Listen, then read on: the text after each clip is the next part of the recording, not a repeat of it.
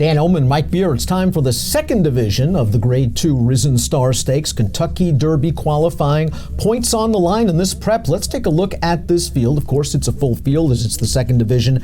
Ajaaweed, the number 8, runner-up in the Breeders' Cup Juvenile, runner-up in the Los Alamitos Futurity, ships to the fairgrounds, adding blinkers.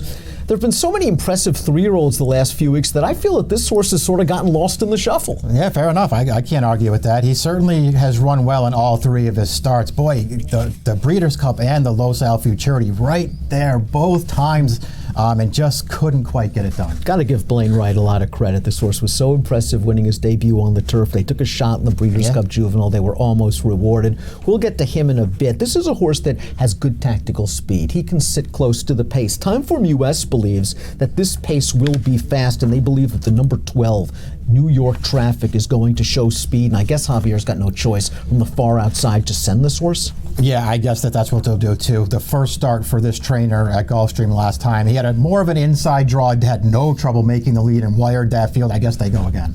I wonder what you do with the 5, Liam's Lucky Charm, who was a gate-to-wire winner at 7 in the Pasco. Now is going to have to navigate the mile and an eighth, but does have enough speed sprint-wise, I think, to get forward. I think he'll be a little bit closer in here. Ajaaweed, I don't think wants to get involved in a speed duel. I think he and Lynn's Map are going to sit in the second flight. To me, I think the 12 clears and the 5 sits second. If the 5 was mine, I'd be telling my rider to put him on the lead. Put him on the lead and make a New York Traffic sit.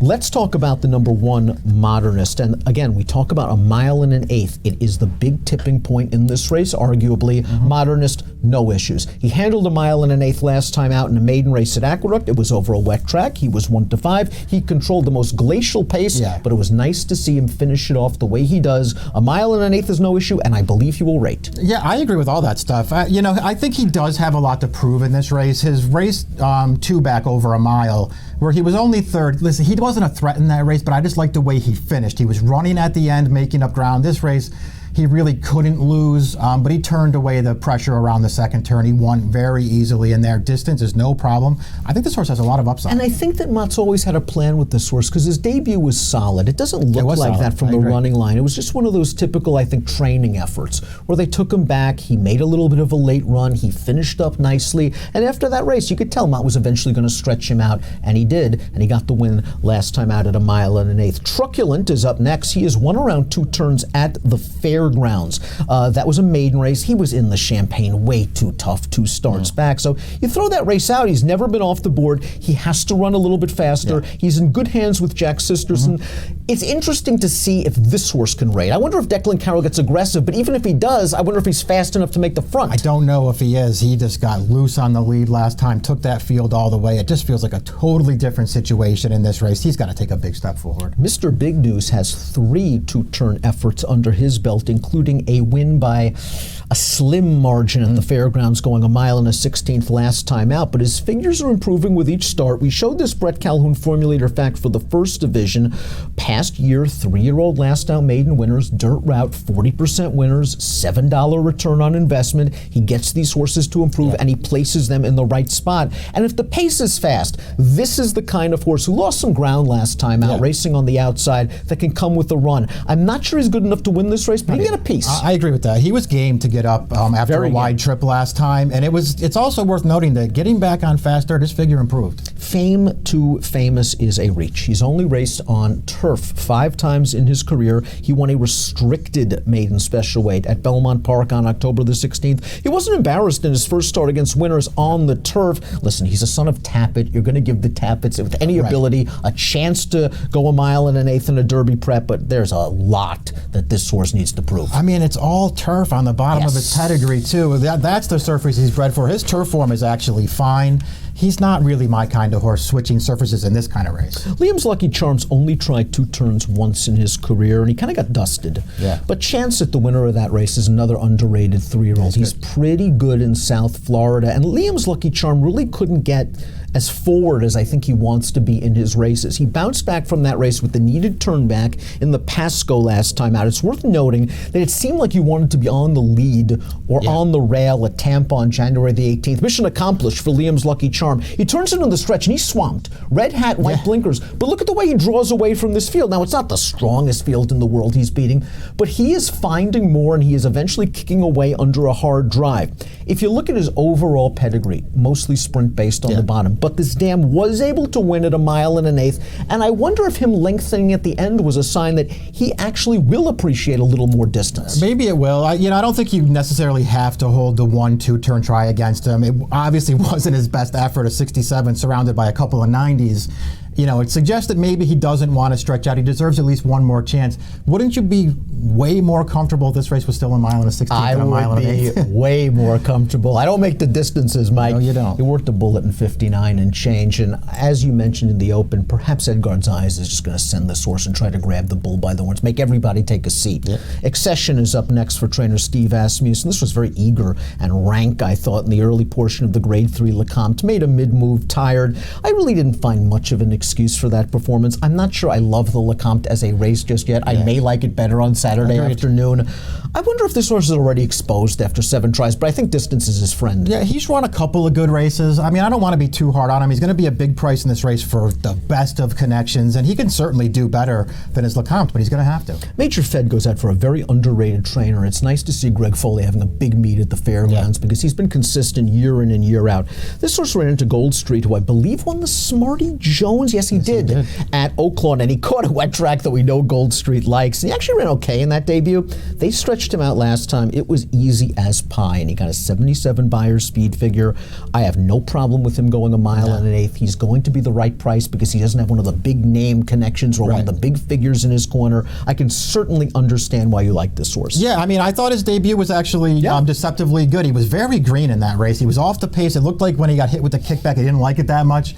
But once his rider got him out into the clear in the stretch, he was actually running at the end, even though he was never getting close to Gold Street.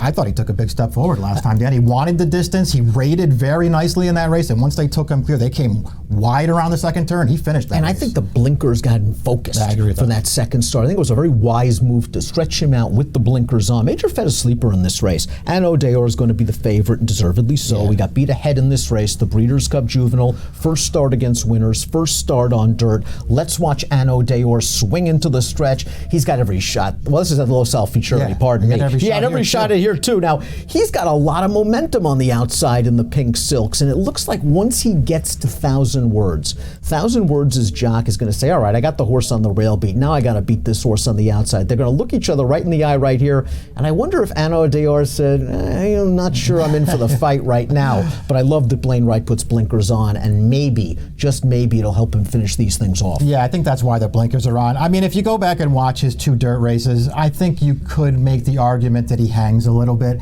I don't know if he really does hang, but I certainly understand looking at him that way. He had his chance in both of those races, and he just didn't find enough at the end. But this is obviously a much easier spot. Obviously, the horse to beat. And I love the fact that they're putting the blinkers on, and you just see these recent workouts, 6 furlongs and 12 and change. You've got to assume he's been working in these blinkers. He seems to like it. He has tactical speed. I think the fans of Anno Deor are hoping he finishes this thing off, because this is a race he's probably supposed to win on paper. I think it really is. I mean, of the 2 divisions of this race, I think this is the weaker one, and he's sort of, at least right now, he towers over these horses. I'm not going to fall asleep on Lynn's map just yet. He was a maiden winner around 1 turn at Churchill. He won at the fairgrounds. I thought he ran pretty well that day. A decent enough trip, but he beat Mr. Monomoy, who I think is a nice horse and is going to be a contender in that first division of the Risen Star. Now, they wanted to run him in the Lecomte. That was plan A for the Cassie barn. He drew the far outside post. Cassie said, forget about it, let's wait a week. Well, they waited a week, and they caught a wet track and a horse that loves a wet track in Gold Street. I'm willing to give him a mulligan for the Smarty Jones. I was very disappointed he didn't run very well. Me too. But that wasn't plan A. I think this is plan A, and I think he's going to give a better account of himself. That's a very good point, actually. They didn't really want to run there, so maybe that's an excuse. I was disappointed in his Smarty Jones. I thought he ran fine in all 3 races leading up to that. Finnick the Fierce was second at 87-1 in the Grade 2 Kentucky Jockey Club 2 starts back. And then the Lecomte ran fine. He got a big pace. You know where he's going to be early. He's going to be at the tail end of the field, right out the back door, and he's going to try to come with a run. They're taking the blinkers off. I don't really think that's going to affect him much at all. No. He's going to come with a kick, and why can't he get another piece of this at a giant price? I'm sure he can. The only win in his career came with the blinkers off, so they're going to take him off now and see if he can improve a little bit. He had, the right kind of setup last time in that LeCompton. He just really couldn't make himself a factor in that race, but maybe he gets back to something like his Kentucky Jockey Club where, it's another race he was never going to win, but he did well to get second. When I took my first pass at this race, I wanted to really like Mailman Money. His debut was a nice race, going 6 over a sloppy track, pulling off a big shocker over Digital, who's a nice horse running in the first division of the Risen Star. Two-turn race was off the turf. He sat a nice trip. He made a nice move on the turn. He was very green, I thought, in the stretch once he made the front, and you can give him that. It was only his second lifetime start. I don't know what it was about the race that I didn't love. Maybe it was the competition. Maybe it's the big step up in class. I want to use this horse somewhere. He might bite me. It's funny, I looked at him kind of the same way. I was looking for a horse like him in this race who could maybe just jump way up. He looked like one of the horses you could take that kind of a position on. I know he won easily last time. I didn't love that performance from him, and it was a race scheduled for turf, so who knows what he was beating. It just feels like this is going to be a tougher spot for him. But he has some speed, and he has some tactical ability, and he might be sitting in the second flight on the outside, while in the clear under Gabriel Saad's very good trainer, Brett Calhoun. New York Traffic completes the field. Timeform US believes that he can make the front. If Javier is really aggressive with him, he will make the front, I believe.